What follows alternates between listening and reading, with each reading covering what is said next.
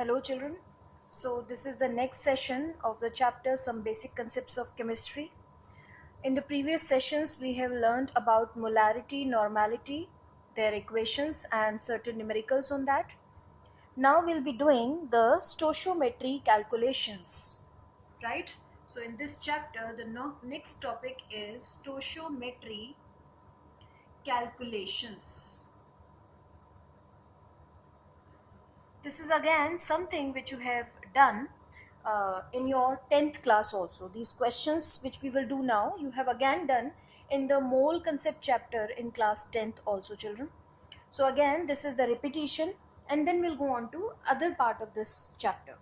So the chemical equation, when you write a chemical equation, what all information do you get from it? Let us understand this first. Suppose we have an equation like CaCO3 plus 2HCl will give CaCl2 plus H2O plus CO2, right?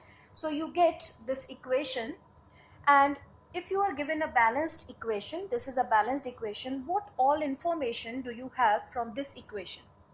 Number one, you know about the number of moles of each substance taken.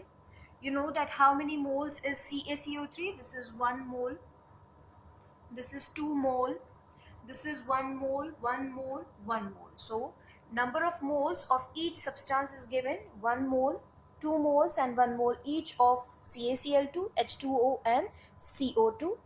Further, you can also tell how much substance, how much of the reactants are reacting to form how much each of the products. So what you can do is you can write their molecular weight, right? If you find out their molecular weights, the molecular weight of CaCO3 is 100 gram, right? For HCl, it is 2 into 35.5 gram, that is 71 gram, right? The molecular weight of HCl is 35.5, and there are 2 moles of HCl, so that makes it total 71 gram. CaCl2, the molecular weight, we are writing the molecular weight, remember. So the molecular weight of CaCl2 is 111 gram. Water you already know is 18 gram and CO2 is 44 gram, right? So if you compare the molecular weights of these, you can say that 100 gram of calcium carbonate reacts with 71 gram of HCl to produce 111 gram of CaCl2, 18 gram of water and 14 gram of CO2. This all information you have just by writing a chemical equation, right? And if any of the product is gaseous or reactant also, if any one of them is gaseous, then you can tell its volume also. For gas you can predict its volume also. So how much mole of CO2 gas are present? 1 mole, and 1 mole has how much molecular weight? 44 gram, right? And what is the volume it occupies, children?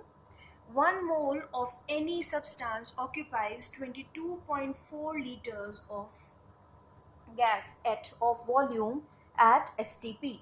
So this 1 mole of CO2 also occupies 22.4 liters of volume, right?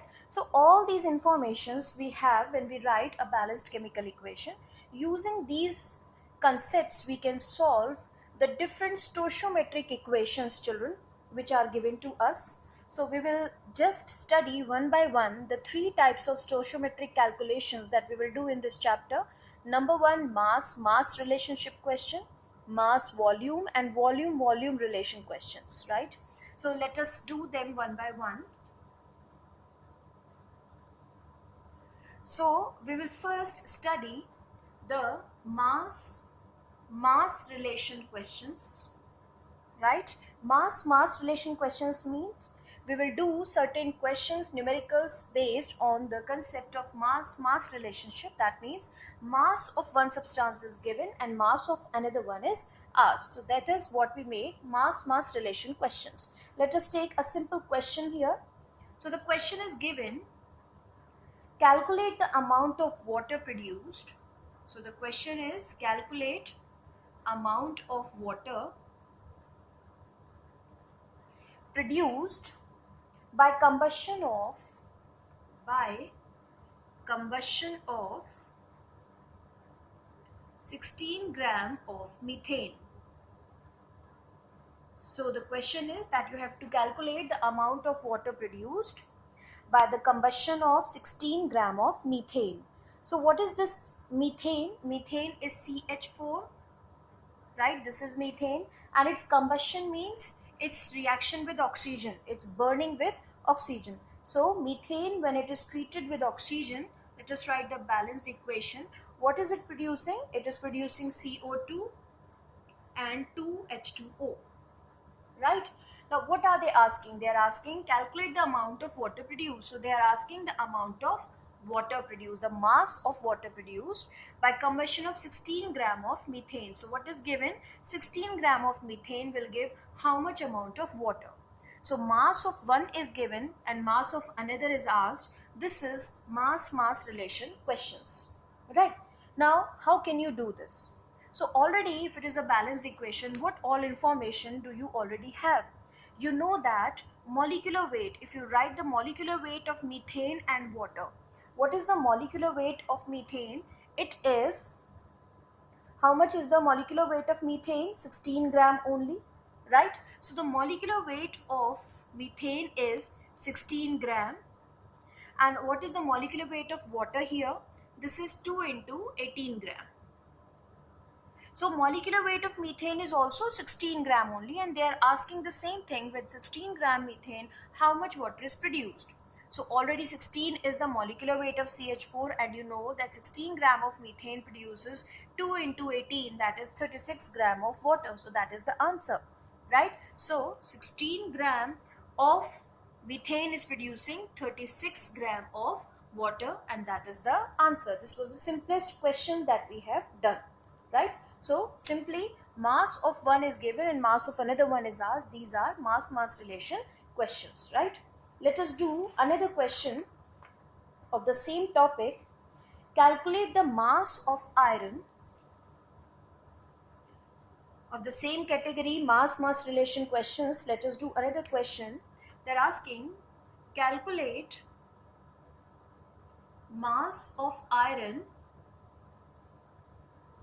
right? Which will be converted into its oxide. So which will be converted into its oxide by action of 18 gram of steam on it, by action of 18 gram steam on it, right? So they're asking the mass of iron which will be converted into its oxide by action of 18 gram of steam on it. So the required equation is iron is 3Fe, that is taken. It is reacting with water, that is steam, and is producing its oxide Fe3O4 along with hydrogen, right? And what is the question? The question is calculate the mass of iron. So you have to calculate the mass of iron, right, which will be converted into its oxide by action of 18 gram of steam. So what they have given that 18 gram of steam, how much iron is required with 18 gram of steam to produce the oxide of this, right? Now before we go on further with the question, let us write what we already know from a balanced chemical equation. So both these things, water and iron, are involved in the question. So we write their molecular weights. So the atomic weight of iron is 56. So 3 moles of iron are there. So total weight, molecular weight of iron is 3 into 56 gram. And how much is the molecular weight of water? 4 into 18 gram here, right? So what information do you have? You know that 4 into 18 gram of steam is reacting with 3 into 56 gram of iron. Then 18 gram of steam will produce how much? Can't you do this question, right? Let us write the statement of this thing. So we know, you know that in unitary method, whatever is asked, we write it on the right hand side. So we do it in the same way. We know that 4 into 18 gram of steam is producing how much iron?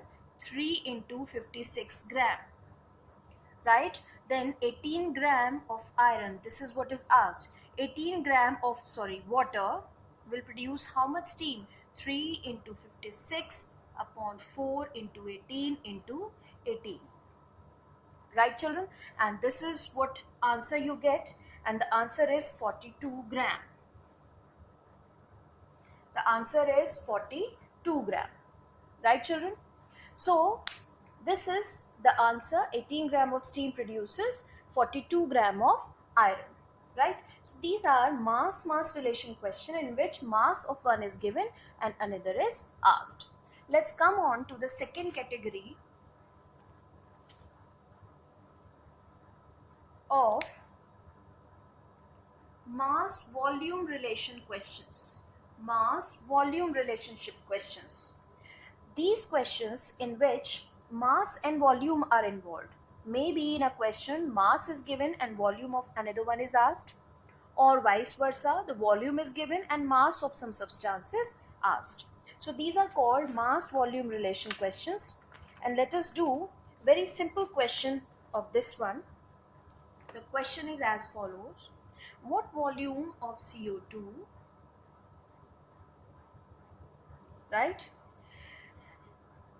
would be obtained by treating would be obtained by treating 10 gram of pure marble, right, with dilute HCl. So children, pure marble, what is this pure marble? This is calcium carbonate. So calcium carbonate is pure marble which reacts with HCl, and you know already that carbonate, whenever they react with any acid, they produce their CO2 gas, right? So they produce CO2 gas by this reaction, right, children? So this is CO2 gases produced by this question, right? Now what are they asking? They are saying what is the volume of CO2? What volume of CO2 they are asking would be obtained by treating 10 gram of pure marble. So they have given that 10 gram of pure marble is given, and how much will be the amount of CO2, that is the volume of CO2 required. The volume of CO2 is asked. Right, children? Volume of CO2 is asked. So you see, mass of one is given and volume is of another one is asked. These are mass volume relation questions. Since mass and volume are involved, so at standard conditions, whatever information you have about the mass and volume of respective CaCO3 and CO2, you write over there, right? So what is the already information that you have about CaCO3 mass and volume of CO2? From the balanced chemical equation, we know that what is the molecular mass of CaCO3? It is 100 gram. So you know that molecular weight of CaCO3 is 100 gram. So 100 gram of CaCO3 produces how much CO2? CO2 is given 1 mole, and 1 mole occupies how much volume? 22.4 liters.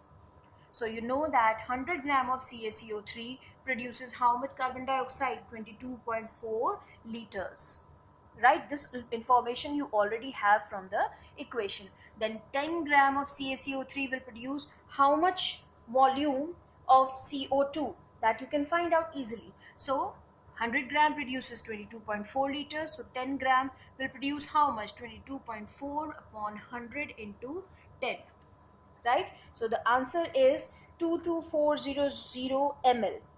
Right? So if you just solve it out, what is the answer? 2.24 liter or 2240 centimeter cube or milliliter. Right? So this is the answer. Right, children? So in this question, mass is given and volume is asked. These type of questions are called mass volume relation questions. Right? The third category we will do is volume relation questions. The third category is volume relation questions, right? That means in these questions volume of one will be given and the volume of another will be asked. So you see what is the question, let us write. So they're asking what volume of oxygen at STP, STP is standard temperature and pressure, is required to effect or to carry out combustion of to carry out combustion of 200 ml of acetylene,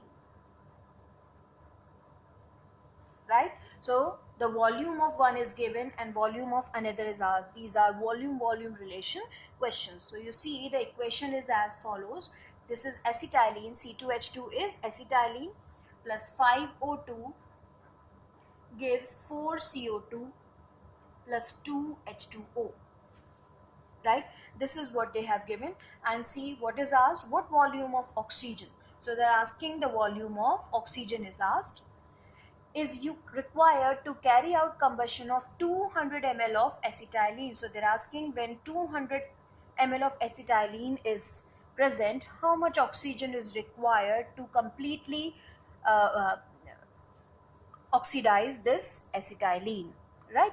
So they're asking how much oxygen is required with 200 ml of acetylene.